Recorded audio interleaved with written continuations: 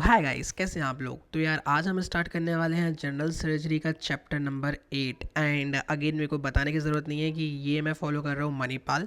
तो आप वहाँ से क्रॉस क्रॉस वेरिफिकेशन करने की ज़रूरत नहीं है, बट या आप देख सकते हैं।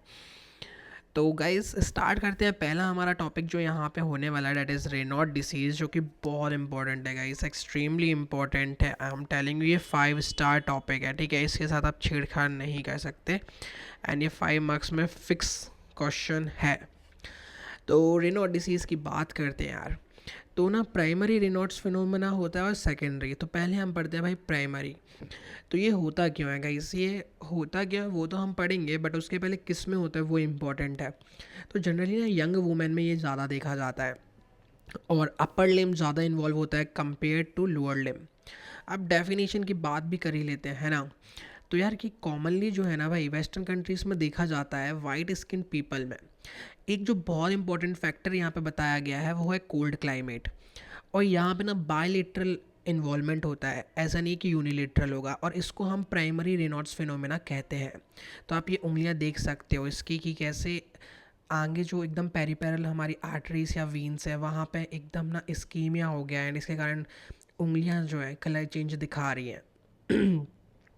तो यार before going ahead, crest syndrome एक सिंड्रोम होता है जो हमको पता होना चाहिए कि CREST जो है, तो C से जो है हमारा क्या आता है, R से रेनॉल्ड्स आता है, E से ईक्सोफेगियल डिफेक्ट्स आते हैं, S से स्क्लेरोडेक्टाइल और T से टेलेंजिक्टिशिया आता है, ठीक है। C से आता है calcinosis, I am not sure, just once check it out, ठीक है। नेक्स्ट कमिंग यहाँ तो सेकेंडरी क्या होता है। तो सर आपने प्राइमरी रेनॉल्ड्स बता दिया, please go ahead for secondary Reynolds phenomena as well.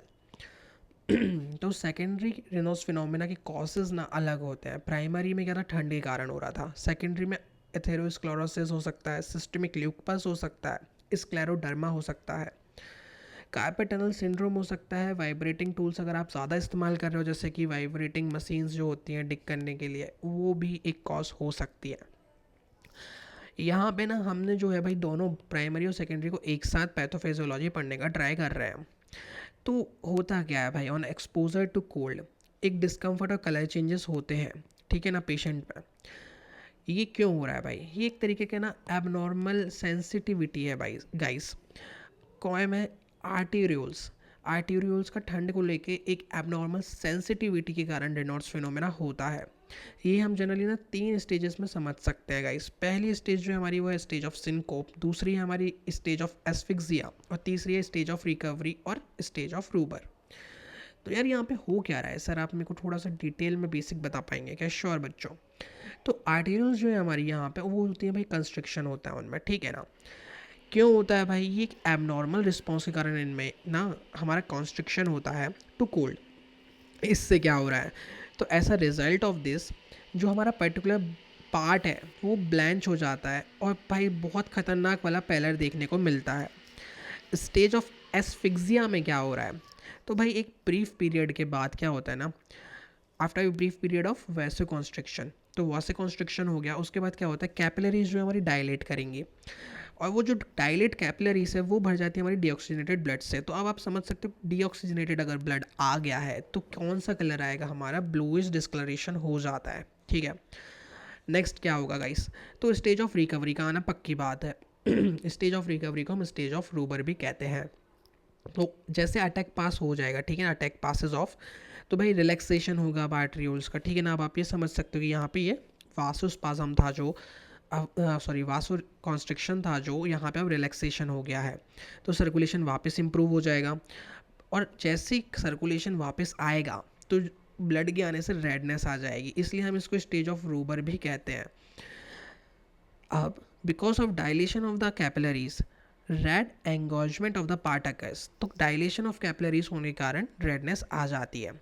इसके कारण क्या हो रहा है यार, तो जो हमको टिंगलिंग सेंसेशन होता है, अगर आपने कभी एकदम आप बैठे हो कंटिन्यूसली तो टिंगलिंग सेंसेशन हो जाता है, वही बात कर रहे हैं।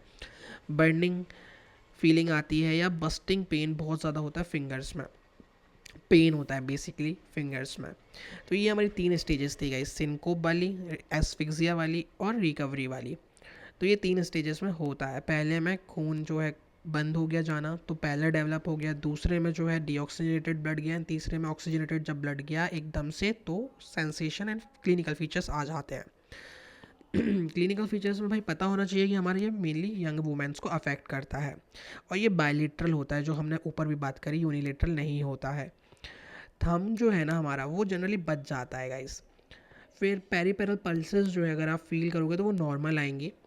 कुछ पेशेंट्स में जो होता है रिकरेंट अटैक्स आने के कारण गैंग्रीनस पैचेस बन जाते हैं, ठीक है ना, तो ये पता होना हमको ज़रूरी है on the tip of the fingers. Differential diagnosis guys इसका सर्वाइकल रिब है, ठीक है, कंप्रेशन सर्वाइकल रिब से। नेक्स्ट, इसका ट्रीटमेंट क्या होगा यार, और ट्रीटमेंट पता होना बहुत ज़रूरी है। इजी है, कोई दिक्कत नहीं है। सबसे पहले तो रीएश्योर करो पेशेंट को कि भाई इतना ठीक है हो रहा है, but we will deal with it. Second, avoid unnecessary exposure to cold. Smoking करने को एकदम मना कर दो। कैल्शियम एंटागोनिस्ट देने हैं हमको, जैसे कि nifedipine, calcium channel blocker, 10 to 20 milligram देना है 2 times a day। ये बेनिफिशियल हो सकता है। इन दिस मेजर्स फेल, अगर ये मेजर्स सारे फेल हो जाए, पेशेंट को आराम नहीं हो रहा, तब जाके हम सर्जरी लेंगे। सर्जरी में क्या कर रहे हो भाई, सर्वाइकल सिम्फेटेटिक्टोमी हम करते हैं, ठीक है। इसके अंदर होता क्या है, तो भाई सिम्फेटेटिक ट्रंक जो है हमारी lower half of stellate ganglion को हम कट कर देते हैं, to just below the third thoracic ganglion is removed. अब आप पूछोगे सर कि लोअर हाफ क्यों कर रहे हैं, अपर हाफ क्यों नहीं कर रहे, तो यार ये बहुत इंपॉर्टेंट पॉइंट है कि हम अगर अपर हाफ भी कर देंगे कट, तो हमें हॉर्नर सिंड्रोम के सिम्टम्स आने लगेंगे, तो हम वो नहीं चाहते, इसलिए upper half of the stellate ganglion को हम बचा के रखते हैं। फिर all rami communicantes associated with the second and third ganglion are removed. Nerve of Kuntz जो होती है, a grey ramus which springs from the second thoracic ganglion to the first thoracic nerve is also divided. ये कैसे किया जाता है, commonly done through a supraclavicular route and axillary route, ठीक है ना, सुप्राक्लैविकुलर रूट या फिर एक्सिलरी रूट से किया जाता है। Symphytectomy raises the threshold at which spasm occurs, but the effect seems to be temporary. However, the severity of the disease is reduced. तो मेरे को लगता है गाइस आपको ये इतना ज़्यादा पढ़ने का ज़रूरत नहीं है, यहाँ तक भी अगर आप पढ़ लोगे ना तो भी हमारा काम बन जाएगा, ठीक है। ये जो लास्ट 4 पॉइंट्स थे मैंने जस्ट एक इन्फॉर्मेशन के तरीके से बता दिया आपको, नहीं कर पाते हो फाइन, कोई दिक्कत नहीं है। तो गाइस अगर आपको ये वीडियो पसंद आया तो आप हमको टेलीग्राम पे जाके सब्सक्राइब करो यार, @MBBS स्टडी ग्रुप पे। और अगर आप हमसे बात करना चाहते हो ऑन इंस्टाग्राम तो हम अवेलेबल हैं ऑन लाइव, सही है। पर होप गाइस ये वीडियो आपको पसंद आई होगा, पसंद आई है तो please don't forget to subscribe and like this video. Thank you guys, thank you for watching.